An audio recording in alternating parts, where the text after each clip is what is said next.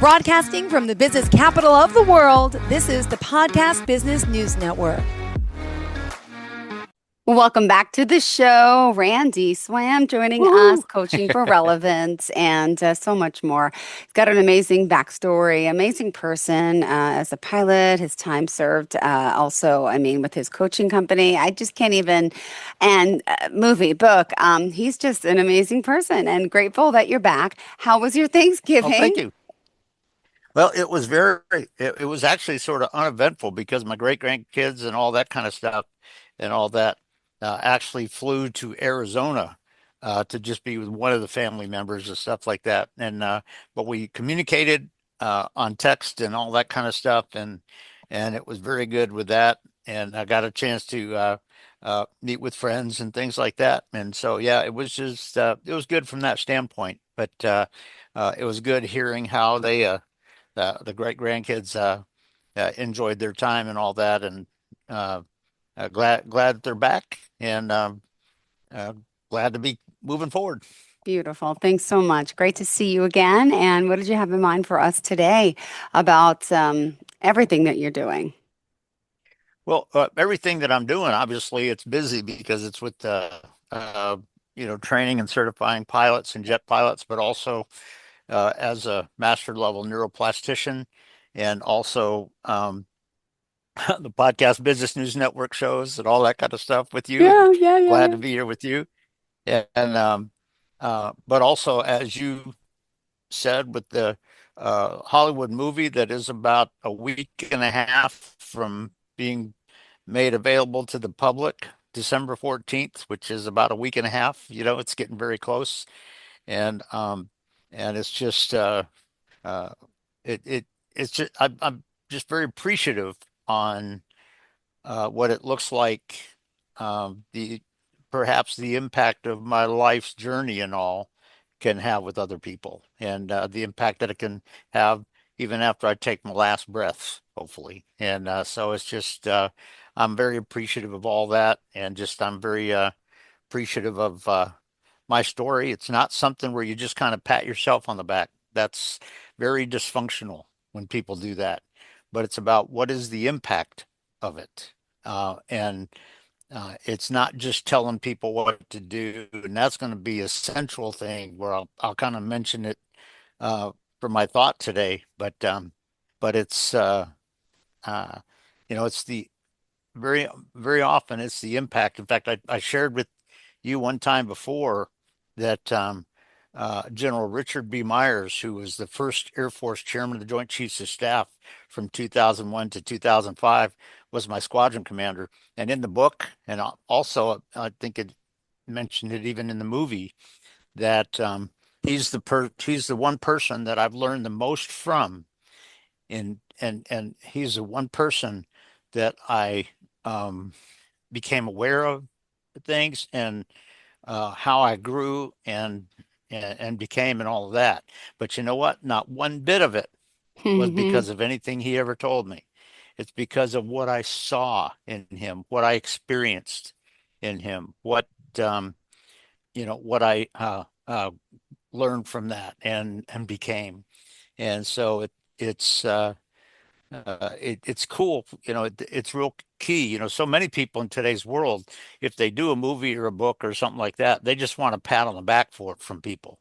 That's not what it's all about. It's all about, the impact of it, and how other people kind of learn things and experience things, not just because you tell them, but because from your experience and who you are and things of that nature. And so that is very key. And I'll just share this with you if that's okay. Of course. But we're getting close to the end of the year, and obviously leaders out there need to start thinking about the strategic thinking, the strategic strategies for going forward in 2026, and what that's going to look like and how they're going to do there. And you know what? So many people in today's world have a narcissistic, mindset that simply sits there and says, "Well, I'm the one that knows this, and everything's going to be just like the way I think it is," and dictate, and they think that just whatever they come up with is going to get you there, and it's going to be magic and all that kind of stuff. But you know what? Maybe not, because when you go, one of the things you need to do is develop your people and help your people come together with synergy, but also not just shutting their brain off and doing what you tell them, but really being able to process well. And that's part of the neuroscience aspect of it, but process well and come up with the really great, successful strategies and actions. And also, um, you know, Hmm. what can they do and what should they do when the totally unexpected factors come Yeah. on scene? Because that can happen anytime. And so when you're talking about preparing your team to go forward with the strategic mindset, if all you're doing is saying, well, here's what we're going to do, and that'll do it, and that'll make it happen, and all that kind of stuff, guess what? You're not getting it done. But if you get a sense where your people are starting to think and become real synergistic and have real good processing and understand and then visualize even some things that may not come on board. You know what? They may not, but they might. And what are you going to do if they do? And and how are you going to be watching for it as you go forward? And and there's a lot of people in history that have just had the mindset that if I'm going this way, just keep going through that, go through all the tough stuff and all that kind of stuff. Well, this is coming on, forget that, just go that way. Yep. That's what we're doing. And if that's the mindset, you're not being professional and you're not being a leader. Yeah, your team may have to have a mindset how they kind of tweak it and move around and adjust to minimize the impact, but maximize where you're going and things of that nature. And that's what some people don't think about because they just want a pat on the back and they just want people Hmm. to applaud them when they say this one thing or that one thing. And that may not get you there. And so having a real sense of that as you're building your team and getting ready for the next year in your strategic planning and your strategic thinking and everything, um, that's a key aspect of it that people have to be thinking about, leaders. Um, and because, and if you do have those unexpected factors coming on the scene, how are you going to visualize that your team sees it and are making the right adjustments, or how are you going to visualize that they're not even aware of it, and going forward? And so all of this aspect of the neuroscience and the true leadership, not just dictatorial management Yep. and everything, and really building and enhancing the team synergy, belief, oneness, that is so key. And when you're looking at going into the Yep. next year or whatever, are you planning that? Are you thinking about that? And if so, how are you building that better in your team? Because it's not just about telling them to shut up and just do what I tell you to do. No, not at all. It's building that level of vision, that level of synergy, that level of awareness, that level of strategic awareness and all of that, and knowing what we need to do on that. And that's all a part of what has to happen when you're getting ready to go into that next leg of your journey, kind of thing. And so, just a lot of people don't think in those terms, but true leaders Hmm. do. People that are just sort of dictatorial managers will just sit there and say, "Well, it's just my job to tell them what to do or something." And you know what? Not necessarily.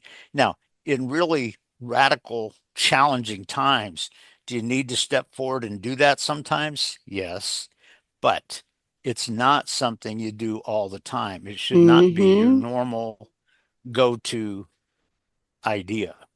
And so it's just, yeah, it's just something like that. And like I said, I learned so much from Richard B. Myers. And like I said, in my autobiography, and actually I think I mentioned it in the movie also, that to this day, he's the finest leader I've ever served with.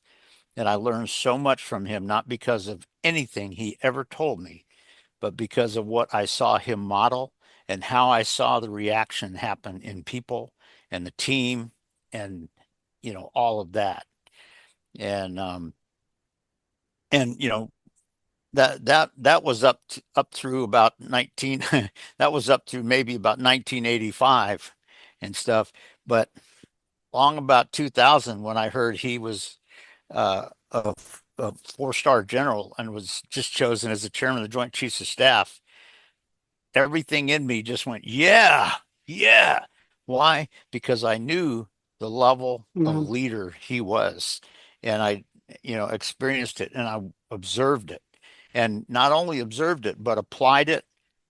I looked at it, I processed it, and understood the reality of it.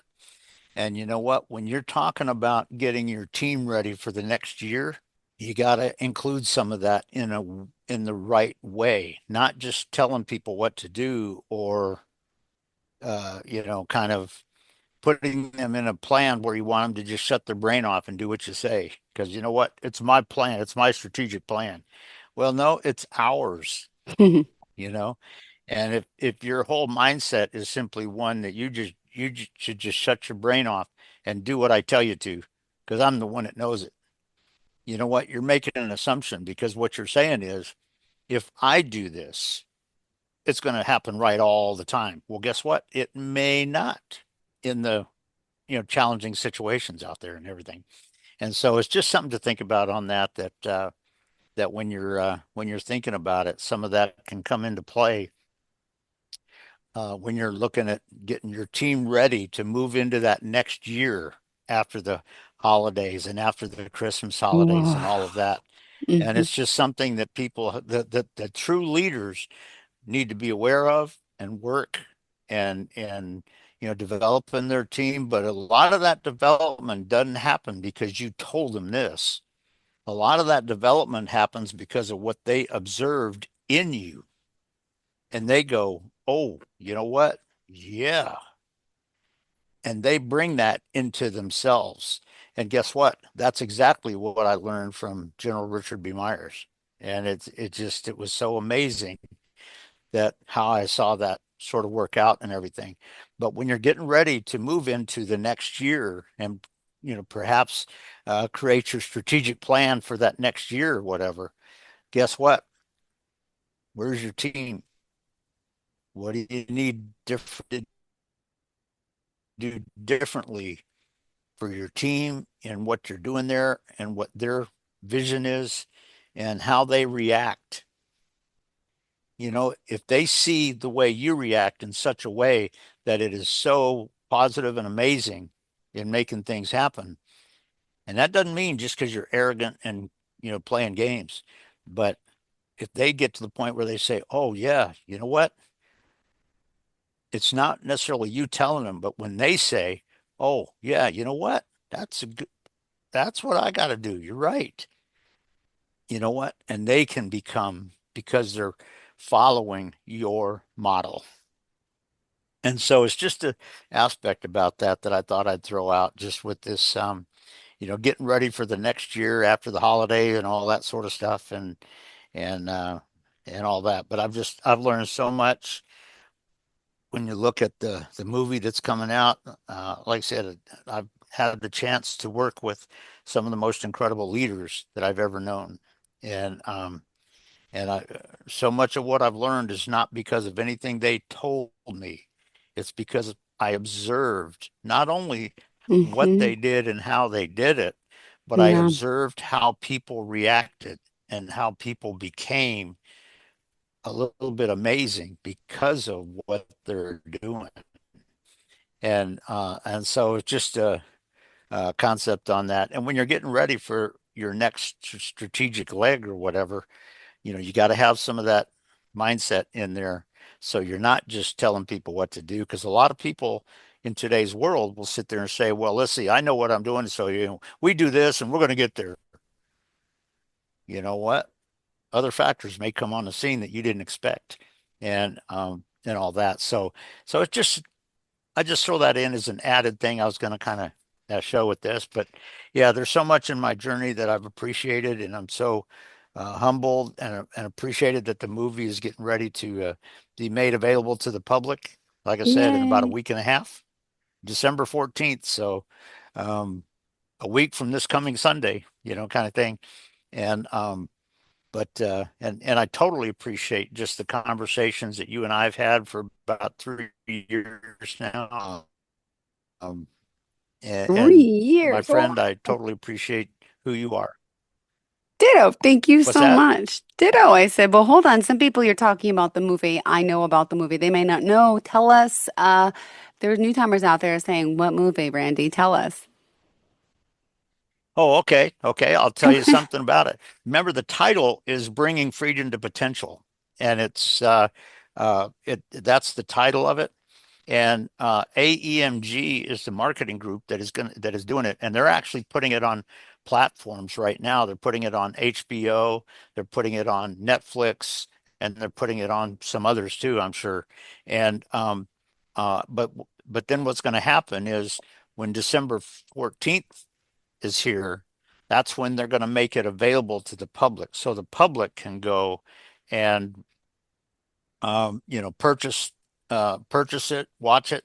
They can purchase a DVD, and they'll send them a DVD with it and things of that nature. So there's different aspects about it. But the title of the movie is called Bring Freedom to Potential, and the subtitle is It's a True Story of Overcoming and Soaring Above the Storms of Life. And that's the subtitle right under the main title. And that really is a big story of my life. And on the cover of the image there, where it has it's the image that they're going to have when they if somebody purchases a DVD, the the picture that's going to be on the box there and all that, and it has my name right above the title. So it says Oscar Randy Swaim, and then it says Bring Freedom to Potential, and then the subtitle of A True Story of Overcoming and Soaring Above the Storms of Life. And that's the title of the movie. That's what it's about. But people will be able to get it, like I said, within about a week and a half. And it's kind of amazing. I've had a number of people that are just itching to wait for it to come out and everything. And so I'm humbled by that. But for me, it's not just about calling attention to me. It's about helping other people Mm-hmm. get an insight to make a difference in their life. And that's when you talk about bringing freedom to potential. I don't talk to the listeners about this is what you need to do. No, I just tell my story. And Yeah. so with my story of overcoming and everything and all that, when they get that and they realize, you know what, they can do that. Yeah, you know what, these are some areas that I can apply that to, boy, in my life. Oh, wow. And you know what? A number of the ones that are Yeah. able to do that, I'm not going to even know about. And you know what? That's okay, because it's not about bringing attention to me. I don't necessarily anticipate doing that, but it's making a difference in a lot of other lives. And so but that's the picture of it. Like I said, it's just um, tells a lot about my story, tells a lot about some of the things that I kind of had to overcome and all that, but uh, also just an aspect of movie's going to be about an hour and a half because Hollywood's not doing 2 hour movies anymore, but they're My going to kids can't have even like a watch a minute and a movie. half. They're so used to the little shorts, the YouTube shorts. I know, I know. Yeah, yeah, exactly, exactly. And but they're going to include about a minute and a half intro at the beginning of it before it goes into the movie. Great. And then the kind of the marketing thing that they created, which is a minute and a half, Sizzle that reel? is you see is on my YouTube page, and it's also Yes. on my Facebook. I think you've seen it before. And there's Mm-hmm.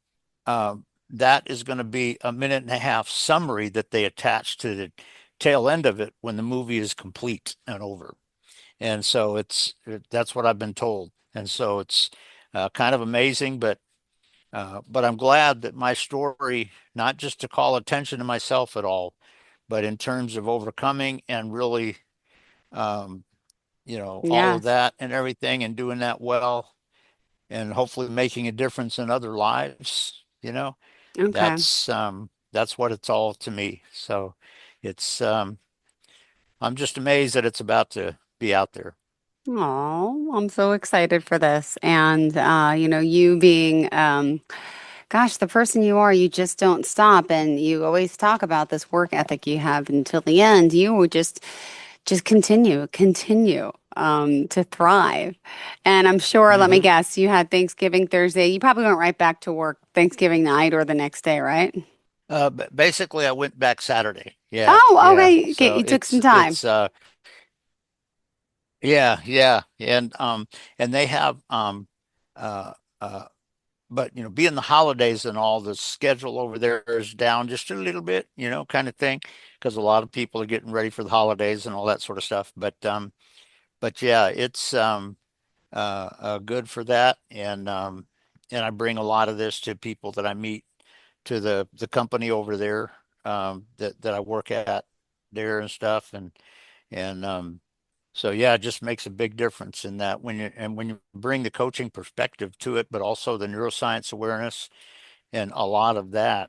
I'm amazed at how many people react differently and better when they experience that a little bit, and it's a big difference. And the movie touches on that just a little bit, but it's uh, you know what, we each have a story, and what difference is it making? And I've had, going with what you just said, implied and everything. I've had a lot of people ask me when I'm going to retire. And I look at them very seriously and I say, when I take my last breath, because you know what? I'm going to run through the tape. And, that's, that's me, because it's not just about me, but it's, after I'm gone, I hope that a number of people are still, even if they don't remember my name, that a number of people are still, sensing the insights that they gained in something that's related to that, and it's making a difference in their life even if they don't remember my name. That's my goal in this, to leave a little bit of a aspect of that. Amazing. Oh my goodness. And for someone, let me just ask, we haven't talked about you, your career in the Air Force. It's, since the beginning, which is huge. I just can't believe that. Just an accomplishment. What year were you in the Air Force? And you were a lieutenant, right? Well, I started out as a second lieutenant, which is because I went through ROTC in college, and I was commissioned in 1979, and I went into the flight training and all that sort of stuff, and then I was signed off that I was going to F4 training, which is the airplane I wanted to go to, and so I went to that. I went to the F4 qualification training at George Air Force Base, and it's the WISO training for me. But unlike a lot of the other forces, you had a complete complement of flight controls in the back seat Mm-hmm. and everything. And and but I did that. But then I was an outstanding graduate award winner for them, Yep. and that was moving up towards about 1981. And in 1981, I was handpicked to go into one of the top squadrons in the Air Force. It's a squadron called the 335th Chiefs in the 4th Tactical Fighter Wing. And Well, if you go back to even back in World War I days, where you have biplanes out there and it had a big Chiefs head emblem on the side of the airplane, that's what became the Chief Squadron. And that's the squadron I went into. And that's the squadron that the Colonel, Lieutenant Colonel Richard B. Myers at the time came in to be the squadron commander, and that's where I worked with him for quite a while. And then in 1985, I had an opportunity, and I transferred uh, up to the 107th Fighter Group at Niagara Falls, New York, which is a strategic air defense unit. And and basically I was there up until about 1993, and I retired. I had the opportunity after the Gulf War of retiring. The commander told me that you got lieutenant colonel without even breathing hard, because I was a major at the time. And I said, well, you know what? I've just gotten offered a position down in Texas. And you know what? It's just right that I do that now. And Yeah. so I retired in 1993 as a major and moved down here. And I've been training pilots and stuff like that for a long time. And I've been here at CAE training jet pilots and certifying them and things like that. I've been here for basically 26 months, 26 years this month. And so it's been a lot of my career, but guess what? Outside of that, there's the coaching aspect of it, Yeah. which I brought a lot, and also the neuroscience aspect, where I've basically applied a lot of the knowledge and the awareness to what I do and how I do it and things of that nature, and bring it to the people you're working with and things like that. And it truly makes a difference, no two ways. Beautiful. And Randy, you decided to not only, I mean, after you become a pilot and you're a trainer and here you are, then you become a coach. When did you realize that you wanted to start helping people with leadership? What had that transition come from? I honestly don't remember. It's been so long since we've spoken about it. Yeah, yeah. Well, what I learned was that one of the things that I learned from General Richard, Colonel at the time, Richard B. Myers and stuff, is I really applied what I learned from his leadership, and I looked at how he interacted with it. And he wasn't somebody that just pointed fingers and threatened and told people, all that kind of stuff. I mean, if he needed to do something, yes, he could do it, but he realized he was a much better leader from that. And what I began to realize is that a lot of the people that I connected with were not good leaders. And so I started applying the true leadership to what I'm doing now. And then guess what? There came a time when I was basically here about 20 some years ago, where I got the opportunity to become a coach. And I actually became a Sherpa executive coach when Sherpa was here. And I got a chance to do that. And then I was also, when they kind of went away, kind of thing, then I switched over to, I met my friend who is the founder of Institute for Organizational Neuroscience in Germany, and his name Justin Kennedy, and I appreciate him, but he kind of pointed out the Marshall Goldsmith, and I said, you know what, I'll do that. So, and of course, that's also where I gained a lot of the knowledge of neuroscience and all of that sort of stuff. So just it's been a good journey of learning, of becoming, of developing, of realizing how you need to do things differently in some respects and things of that nature. And those are things that true leaders and even people that follow you and work for you have to be aware of. And the way that people can be aware of that is when they see you doing that also, because you're modeling what they should be doing in that respect. And guess what? Amazing things can happen when you really grow some of that and you achieve and you become even beyond what you were. And that's a huge aspect of it. All right. Thank you so much. All right, Randy, always a pleasure having you here. Looking forward to the next time we get to connect. Always, really. Thank you again, coachingforrelevance.com. We'll chat soon. Enjoy your day. Thank you again.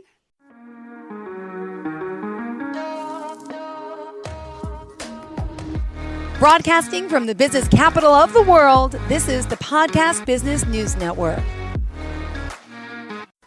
Hey, what's up, everybody? I'm Jason Derulo. I love that music connects to people all over the country. But unfortunately, so does something else. Childhood hunger.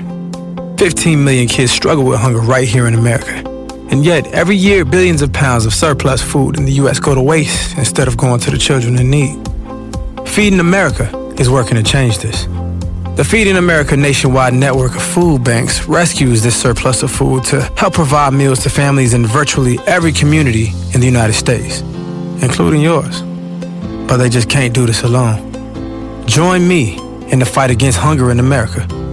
For more information on what you can do to get involved, visit feedingamerica.org. That's feedingamerica.org. Together we can solve hunger. Together, we're Feeding America. A message from Feeding America and the Ad Council.